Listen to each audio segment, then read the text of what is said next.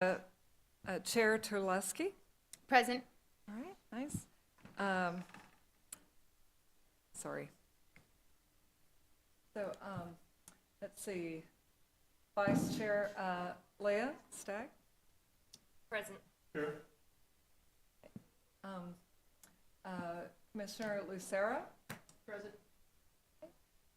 Commissioner Peterson.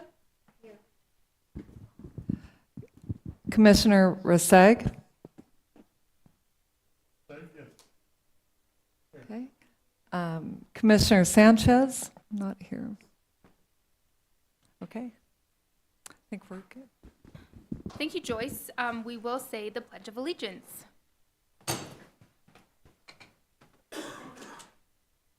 I pledge allegiance to the flag of the United States of America and to the republic for which it stands, one nation, under God, indivisible, with liberty and justice for all.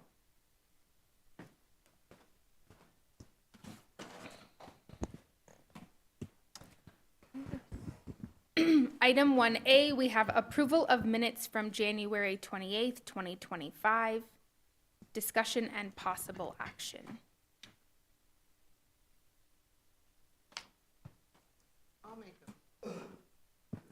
I'll make a motion to accept the minutes as written from January 28th, 2025. I'll second that. All in favor, please say aye. Aye. Any opposed? Okay. Number 2, call to the public. Comments from the public.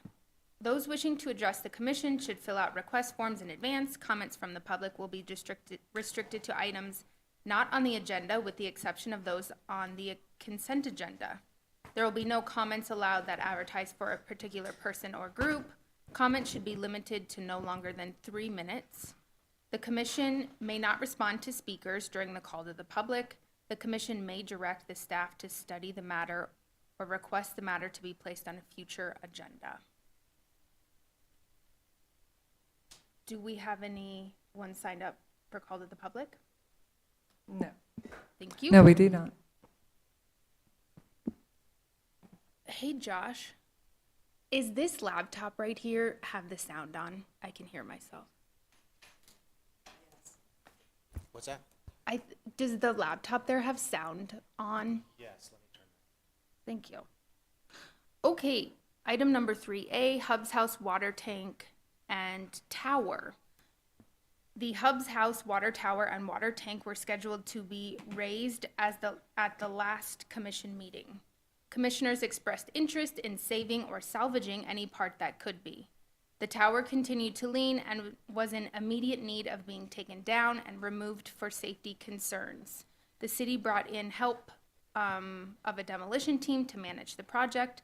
The tower was not salvageable, but the tank was saved and remains on site. Commissioners may discuss potential plans for the tank.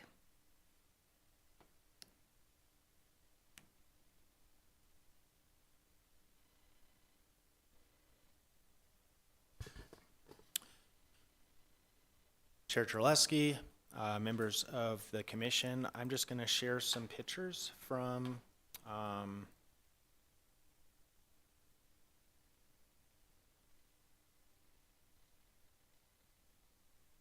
the tower, if they will allow me to.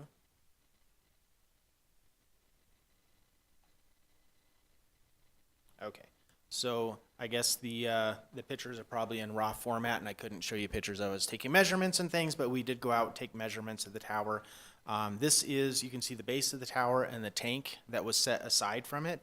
The tank, they were concerned about the ability of salvaging the tank, whether it would just fold in on itself when they pulled it off, but they were able to pull it off in one piece. It's still on the platform as it sat on the top of the tower.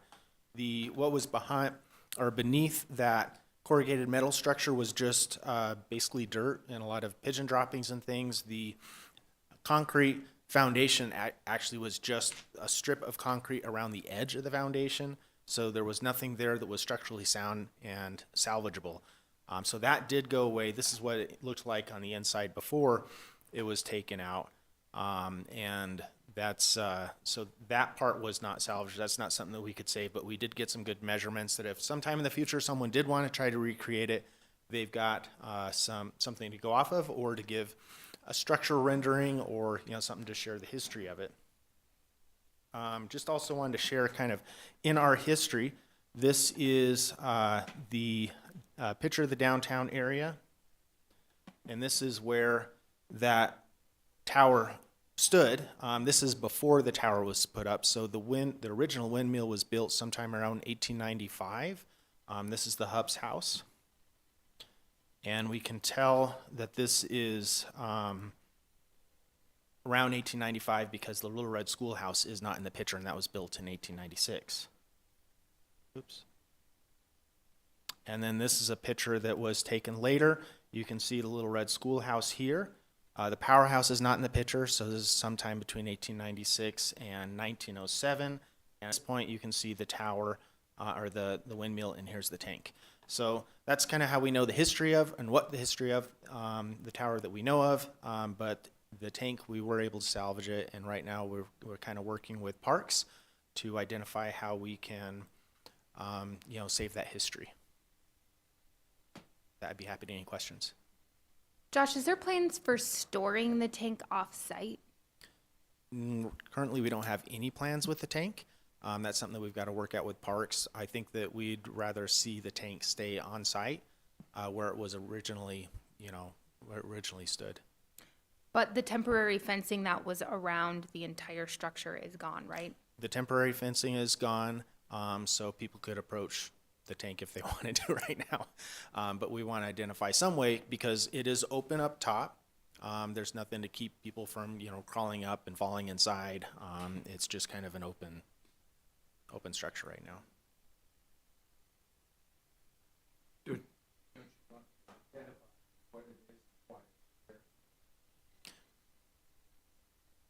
Don't you want to identify what it is and why it's there?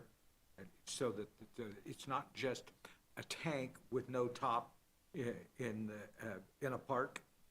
I think we're definitely looking for recommendations from what the commission would like to see, but that'll be something that we'll have to work out with Parks to identify placards or, other identifying features.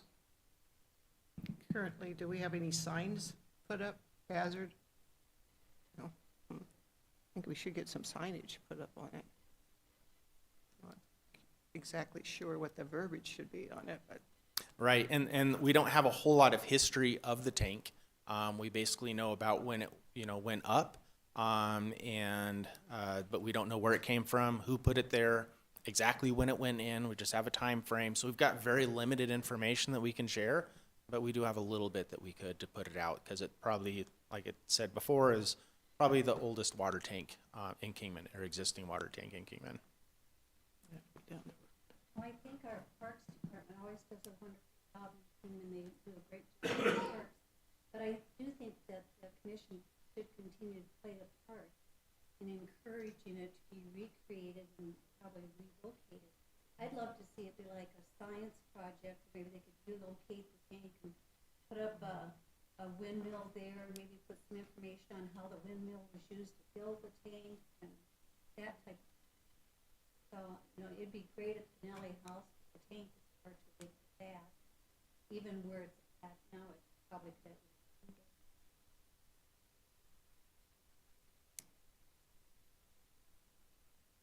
Well, I think that's one of the questions that we'll have to address is, does removing it change context? And because we have so many places in Kingman where we have pictures of what used to be, but it's not there anymore. Is there something to be said for the idea of leaving it there because it creates a historical context in that region that would otherwise be removed completely? Is it important that we keep these sites, historical sites, in addition to the historical evidence there as well? And I think that that's a question that we need to have is, are we worried about the site being a part of the interpretation? personally, I'd like to see it stay on site. I mean, the Hubbs House right now is currently got WACOG Head Start, but that doesn't mean down in the future that that can't become like a museum or something else and make that whole area there a part where people as they come into town, it could be a historic site to visit.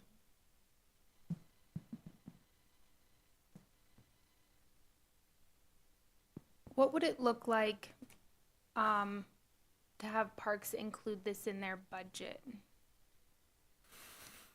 So budgets have already been submitted. I don't know.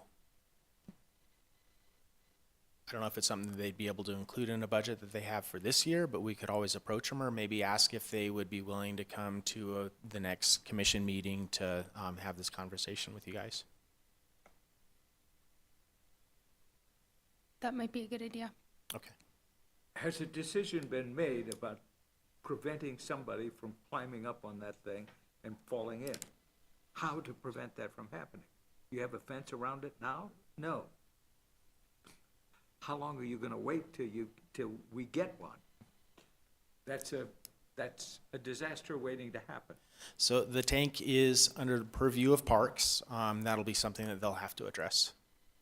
Okay.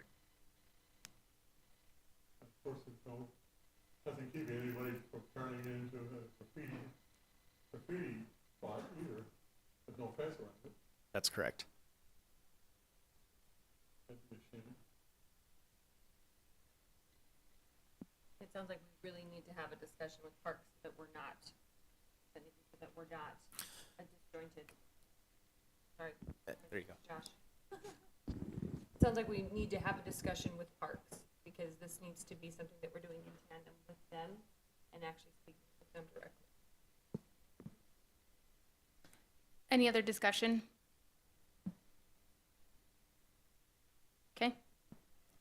Thank you, Josh. Yep, we'll try to have some of parks here. I think that would be more beneficial for this discussion. So, thank you.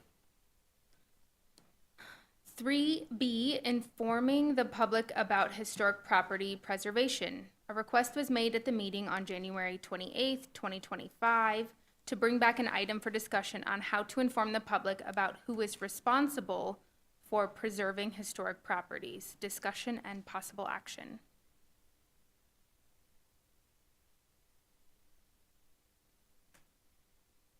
So who is responsible? The Historical Society has in its mission statement that, and we have, as we're working through our new strategic plan, that is one of the things that we're taking on, is historic properties. That doesn't mean that the commission shouldn't play a role as well, and I think that's, again, as we run into, we've seen with the Hubs House water tank, that this is perhaps a project that is far too big for one entity to take on, and that this needs to be something where there are multiple entities and multiple bodies involved with how it is that these things happen, just as we would with any kind of a, disaster relief plan. This is a cultural heritage disaster relief plan, in essence.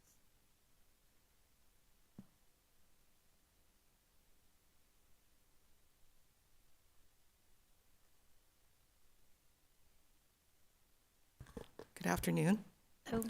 So I think what we were trying to clarify, because I know Commissioner Craig, you had asked us to get some information on who's responsible for certain historic properties within the city, and also in relationship to the fire that had happened in California, so you had some questions. So really, I was also coming back as a liaison to maybe further what you would like to see or what information you'd like us to bring back related to that request.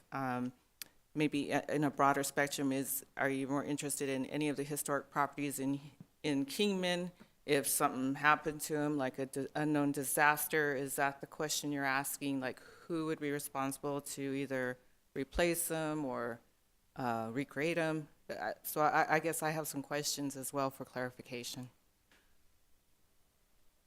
I think my question had to do with, as you pointed out, we just recently had learned about the fires in California, as well as I remember that there was a Zane Grey cabin in Payson. Was it Payson?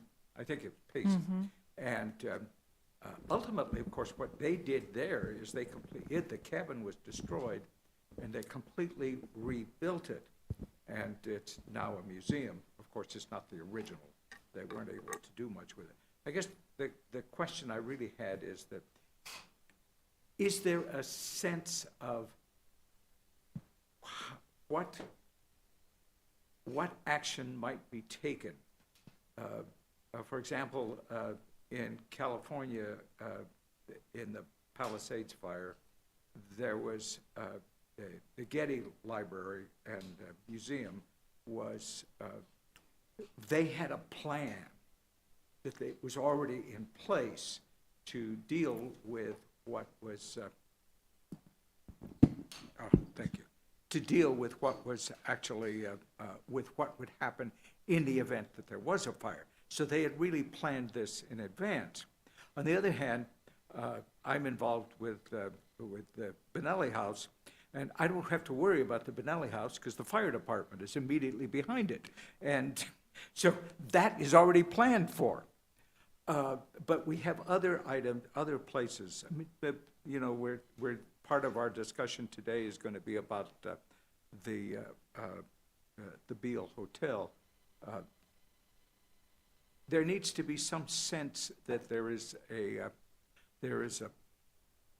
some idea of what might be done in the event that some kind of a disaster swept through. And I think that was really what my question was.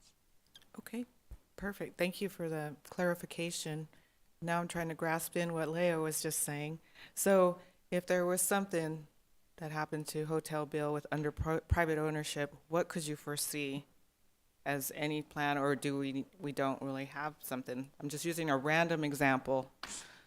Well, it's interesting. This is a topic that's come up in the cultural heritage community, and it's one of the things that in the southern part of the state, in different communities, they've actually, I went to a forum for this, they've actually done quite a bit to plan ahead, because one of the things, as you know, that we run into is it's not just the building, but the items in the building. So just making sure even the fire department knows if there's any way to not point the hose at that particular chair. Could we not, you know what I mean? And things like that. And so I think that maybe one of the things we need to, that I'd be curious about in terms of the city is what, maybe step one is there a way that we can just have a discussion? I know that the county right now is working with state archives, and maybe there's a way we can piggyback on that. We're actually trying to set something up with them about this very idea. And the idea that a cultural heritage disaster plan doesn't happen independent of a larger disaster plan. And so I think that, you know, in terms of, I guess some of it is deciding who are we going to call for these things. We obviously call the fire department first, but then do we call, you know, somebody, a commissioner, and then also somebody from the historical society, and then also. And so I wonder if some of it is the first question is deciding which entity wants to play what role. And I guess some of that is, for us at least, understanding the boundaries of where the city's involvement lies, and if there's areas where other entities need to be stepping in. Oh, that's all great information. So the cultural heritage disaster plan, is that in place or something we're looking at? We're looking at. It's We're not, looking at yeah, as- that's one of the things Okay. that we're trying to, that I think, and the commission could be a huge part of that. Like I said, we wouldn't have to reinvent the wheel. Other parts of the state, they've already done it, and they're larger institutions, and so that would help, I think, everybody if we could have that discussion. That's good. So as far as bringing something back regarding these topics, maybe bringing back the cultural heritage plan, is it a draft or just the idea or concept maybe to discuss further? I think that makes sense, yeah, and perhaps what the city envisions for that, because I think some of it is, if each entity can come with some kind of a concept, and we can marry the two and marry the group of them instead of having to, you know, just this is how we see it, and then put them together. Okay, That sounds like great homework to do. I don't mind. Sounds fun. I'll get in touch with you. And is there any questions or comments for me while I'm here? Otherwise, we can bring this back next month or the next time we meet. Okay. Thank you. Thank you, Sylvia. The next item on the agenda is the Route 66 Centennial. The Route 66 Centennial will be celebrated in 2026. The commission may hold discussion about any plans or initiatives relative discussion and possible action.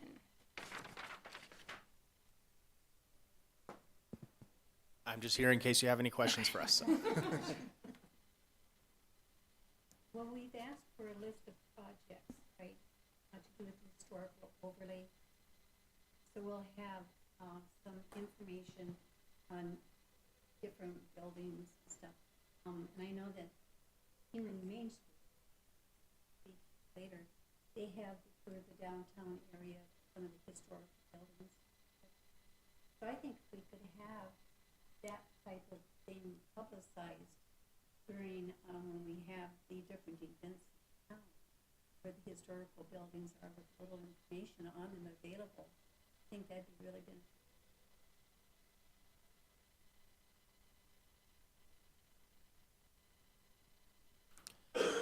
So we do have a webpage on explorekingman.com that specifies the different Centennial projects, past and present. So, you know, there's been features that we've been adding in downtown, the drive-through shield, the heart sign, different things that are Centennial initiatives so that we've got that experience. But it also talks about the different celebrations and events that we have coming up. And so we do have a resource there that anyone can access and kind of see what is going on. But I think that we're just looking to see if this commission wants to be involved in the Centennial initiatives or what sort of things you might like to see so that it's a greater community effort.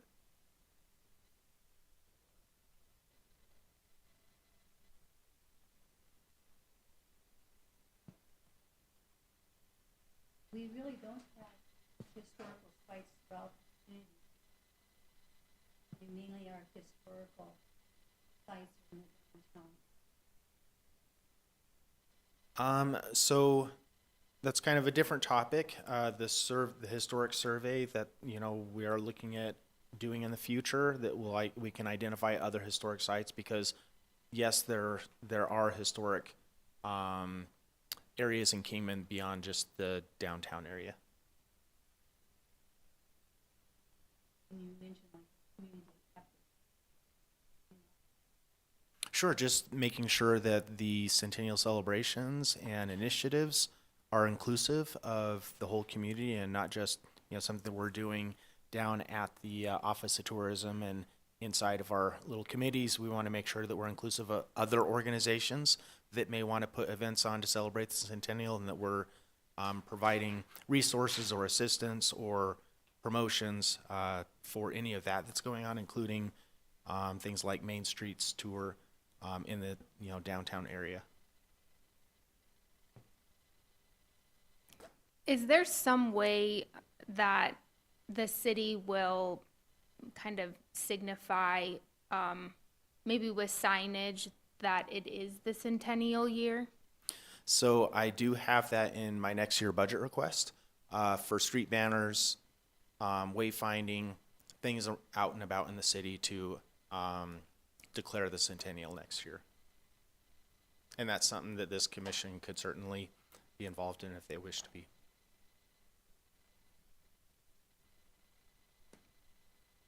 Any other discussion? Okay, thank you. Thank you. The next item on the agenda is about America 250 and the Arizona celebration. The United States of America's 250th anniversary will be also celebrated in 2026.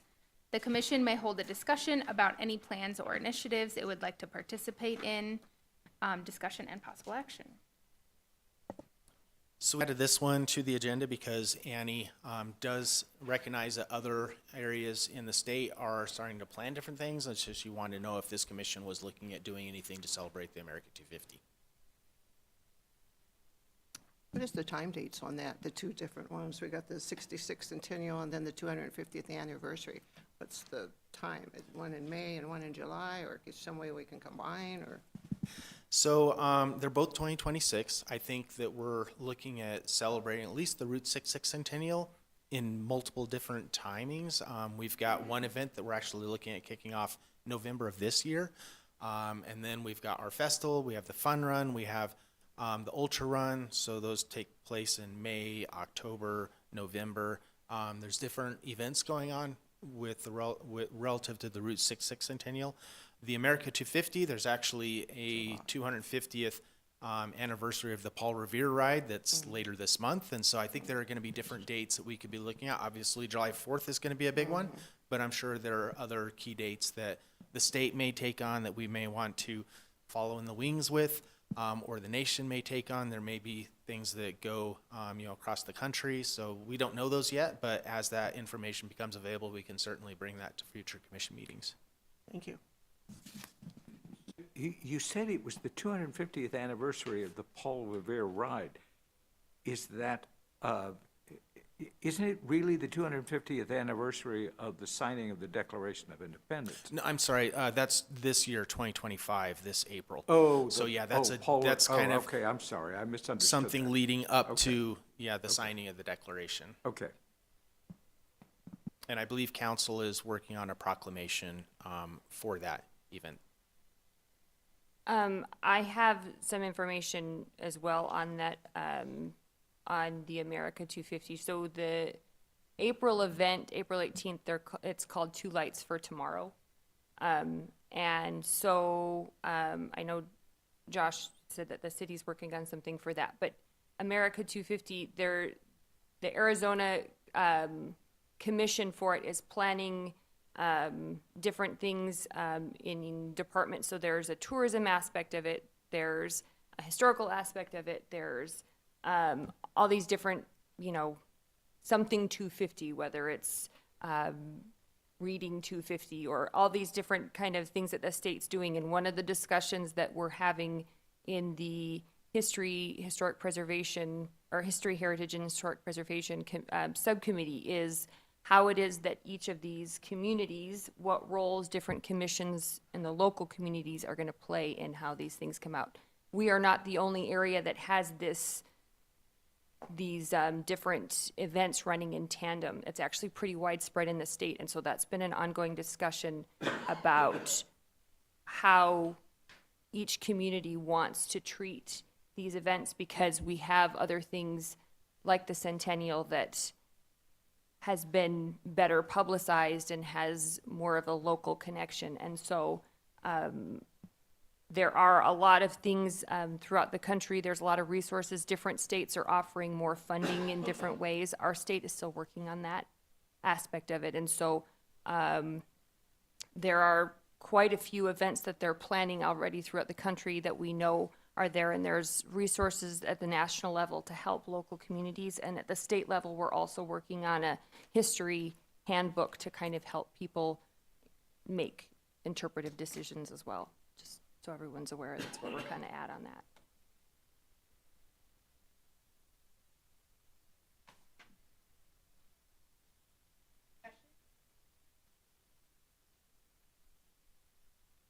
Thank you.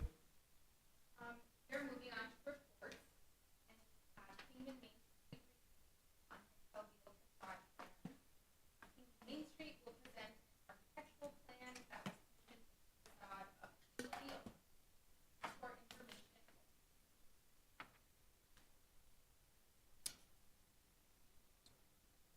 Okay.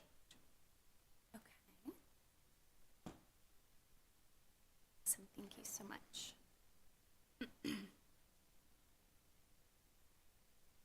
I'm sorry, did you say I need to share it, or is it sharing now? Okay, thank you. I'm not very tech savvy, and public speaking is not my strength, so bear with me, you guys. First of all, thank you all so much for having us here today and allowing us to present this project. It really is a community project.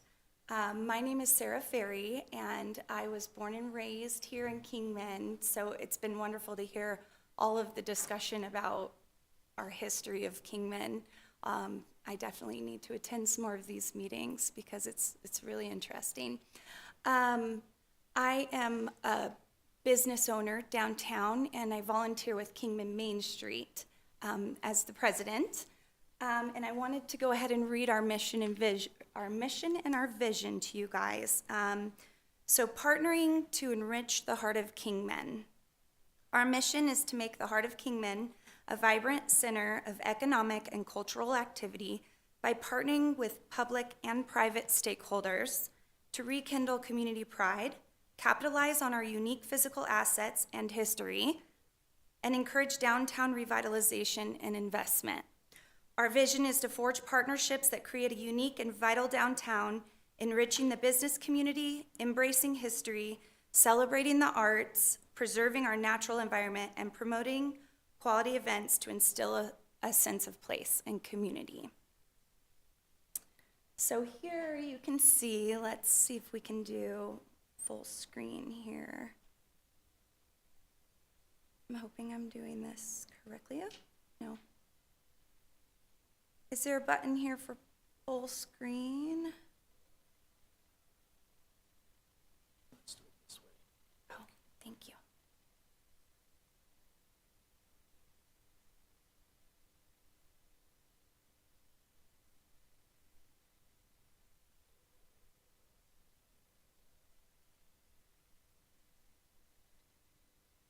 Oh, perfect. Thank you. Okay, so I took some notes here so I wouldn't forget anything important. As I'm sure many of you know, the Hotel Beale, once the crown jewel of Kingman, Arizona, owned by Andy Devine's family, has been closed for years. A tarnished gem with a storied past. In its heyday, it hosted legends like Charles Lindbergh, Amelia Earhart, Buster Keaton, Will Rogers, Clark Gable, and Carol Lombard. But time took its toll, and by the 1950s, its shine had faded. By the 1990s, the future was uncertain. But now a new era has begun. Because of a connection that the late owner, Teddy Ranchetti, had to Kingman Main Street and Henderson Investments, LLC, Teddy's family, have partnered to restore the historic landmark. And I just wanted to share, this clipping was shared with us, and it just kind of tells a little bit about how we found this connection. This, I don't believe, was the Main Street as we know it today, but I think that this connection has inspired us to get involved in this project. It says the Main Street, Arizona project became a reality when former Governor Bruce Babbitt signed legislation last year making the program official. Babbitt is pictured signing the bill as Teddy Ranchetti, owner of Kingman's Hotel Beale and first president of Kingman Main Street, looks on, or Main Street Kingman looks on.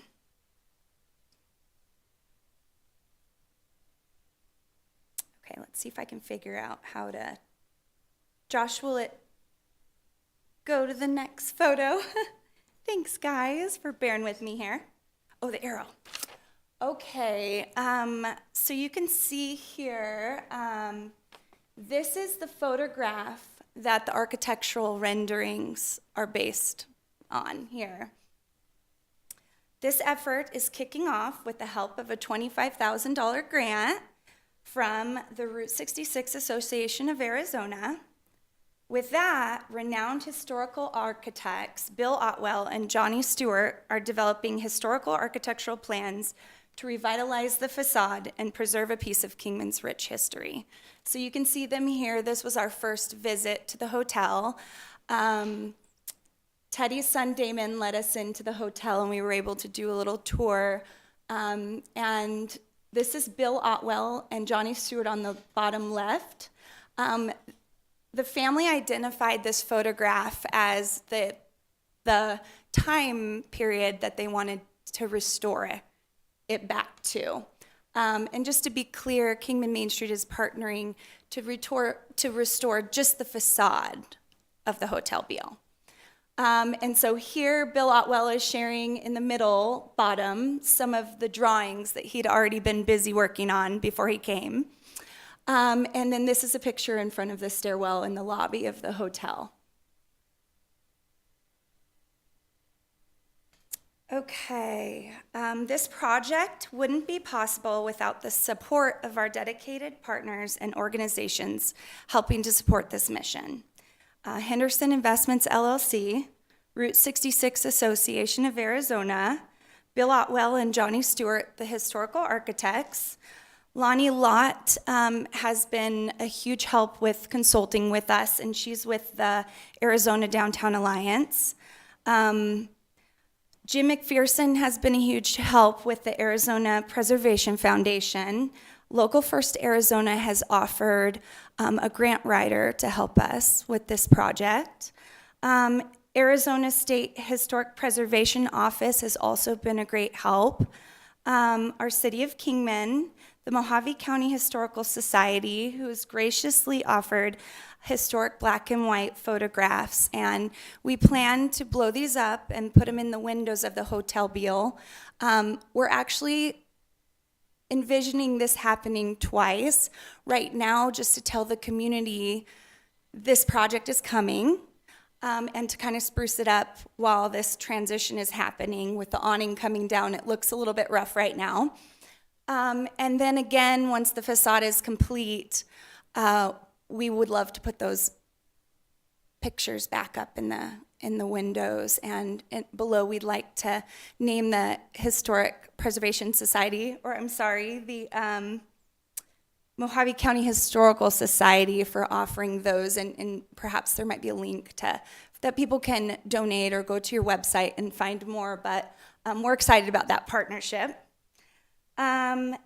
We'd also like to thank Jim Hinckley's America and Talisman Magic Marketing for helping us continue the original project. And this was also with help, of course, from the Mojave County Historical Society with your public library and all of the use of that information. But that enabled us to create the Kingman.Tours, and this we saw as a continuation of that project. So we're really hoping that this can be another stop on that tour where you can pull your phone up and hear a great history narrated to you while looking at the new facade. Soon you'll be able to follow the fundraising campaign and renovation progress at the Kingman.Tours website. If you'd like to know more or get involved, you can reach out to kingmanmainstreet@gmail.com. And so that's all I have today. Bill Schilling is also partnering with us, and he's much more experienced with this kind of thing, so he's going to take over. I have to say, let me turn around here. Sarah, you've done such a great job, I don't have much left to say. Well, this is actually the fun part. Right, right. First, I want to say thanks to the commission for having us. It's great to see some familiar faces, even some former coworkers. And I want to give a quick shout out to the IT department. They work hard to record these meetings. Sarah did such a good job, but she mentioned the partners. And the partnerships with Otwell and Michael Taylor and Associates goes back quite a ways, because there have been several projects throughout the community that, as a former city employee, I got to witness and be involved with and see some of these other historical projects come to fruition with Bill Otwell. So we have a lot of confidence in his drawings and his expertise with regard to the accuracy of where we're going to take the facade on this particular project. This is about the third or fourth go-round with the Hotel Beale in terms of partnering with the family, finding grant money, and moving forward. 3 or maybe 4 times, it just never came to fruition. So we are farther along this time than ever before. So it's a really good sign. I'm really pleased with what the hard work that Sarah's put in. The renditions, I'd like to share that if you want to.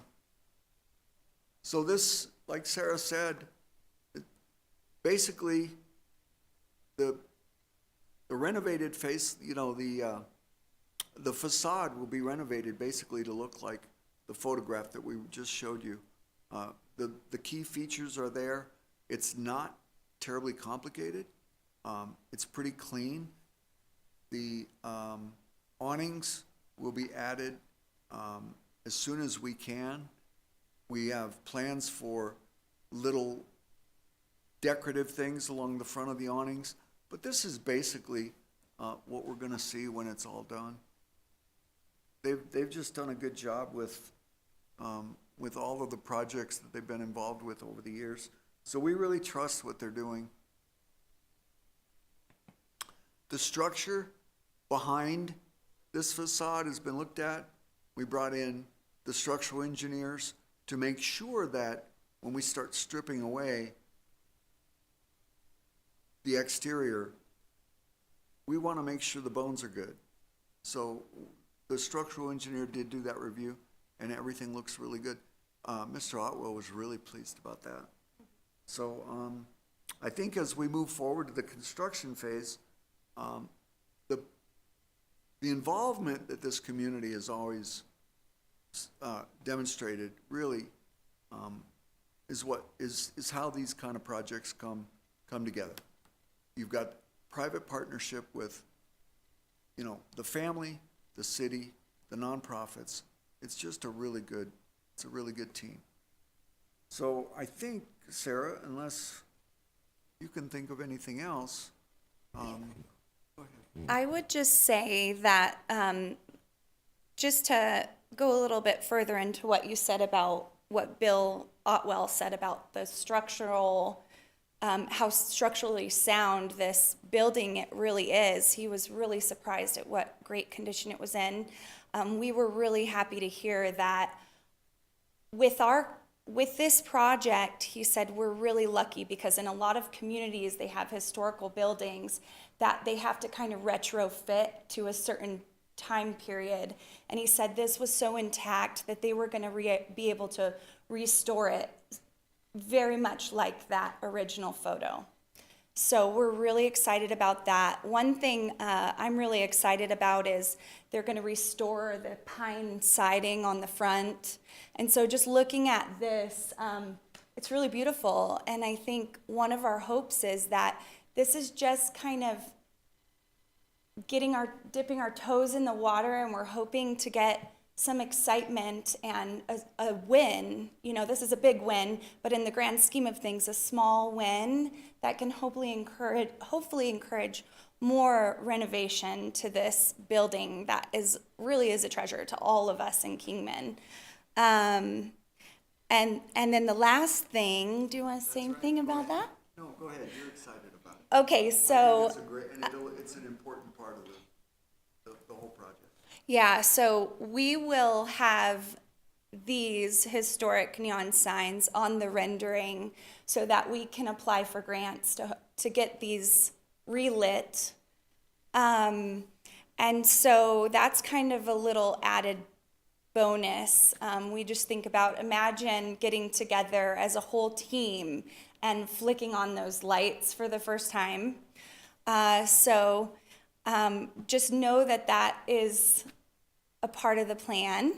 And we just want to thank all of you. I read all the names and I thought this is a really amazing commission and just pieces of so many vital groups in our community on this commission.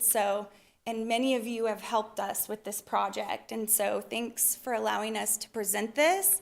And hopefully, if you guys would like, we'll come back and share progress. And we hope that, we can partner in some way to get behind this project here. Does anyone have any questions for us? I have a question. Do you have a time frame for this, particularly in view of the fact that in 26 we're looking at two events, both the 250th anniversary and the Route 66. Do you have a time frame where you will get at least something to the point that it looks more respectable than it does now? That's the tough question, isn't it? Well, and it's the, you know, our favorite question that always falls back on funding. Yes. And when you're dealing with a, you know, a really old building, a family that obviously they have a life.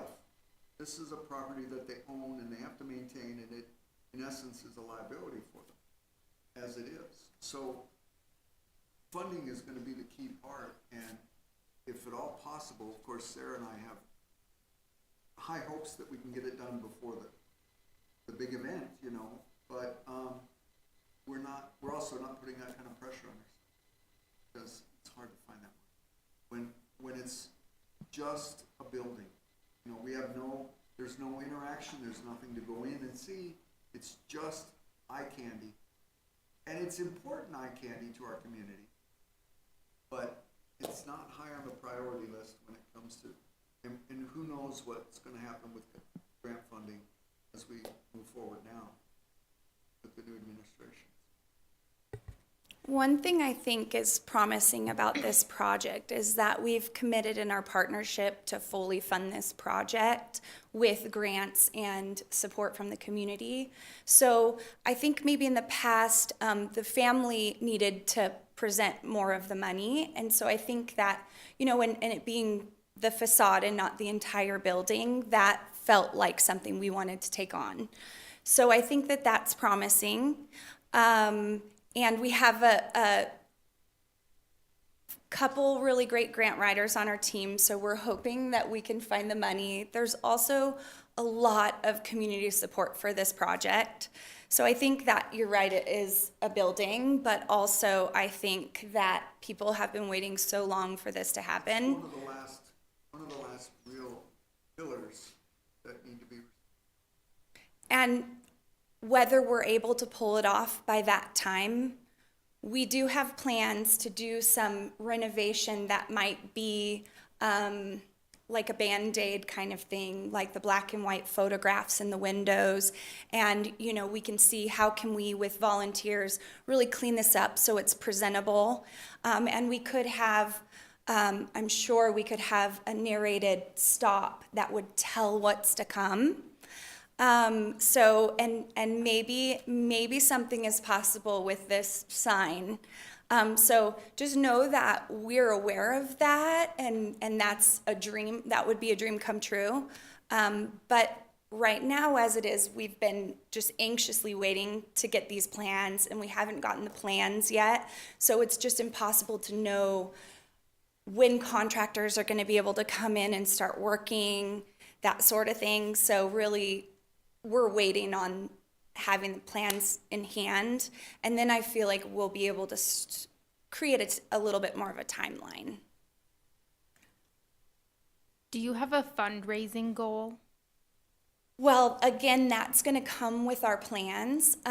We are partnering with Jim Hinckley and Steve Lesueur to host it on the website where the tour is.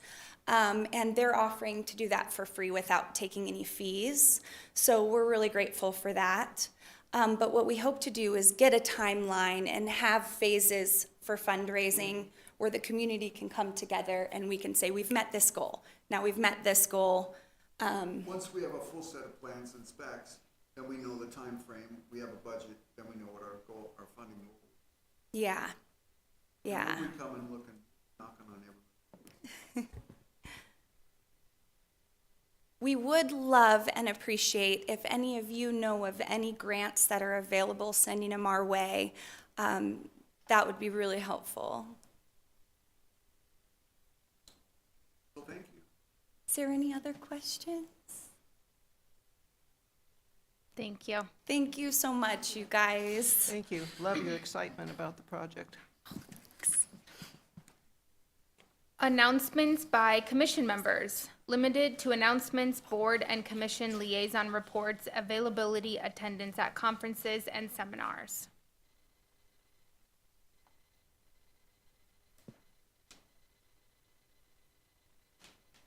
No announcements? Okay. Any requests for future reports and updates?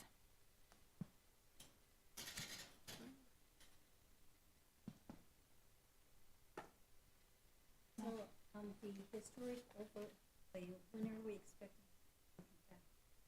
Will you speak in? On the historic overlay, when are we expecting to have something back on that?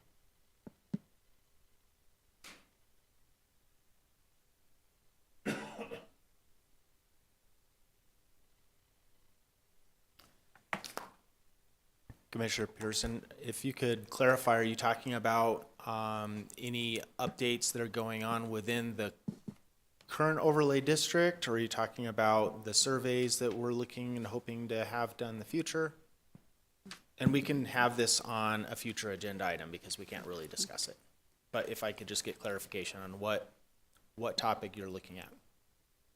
We had a motion passed last time. Oh, to agree. We had a motion passed last time to update the list of historic landmarks inventory. Okay, So that's what it would be, is a list of that. okay. Okay. Any other requests for agenda items or reports? Okay. Do I have to take a motion to adjourn the meeting? Yes, I believe so. Okay, I will entertain a motion to adjourn the meeting. Okay. All in favor? Aye. All right, meeting adjourned. All right. Are you still planning on attending the, Historic Preservation Conference? Yes. Yes. That'd be nice to have the feedback at the next meeting.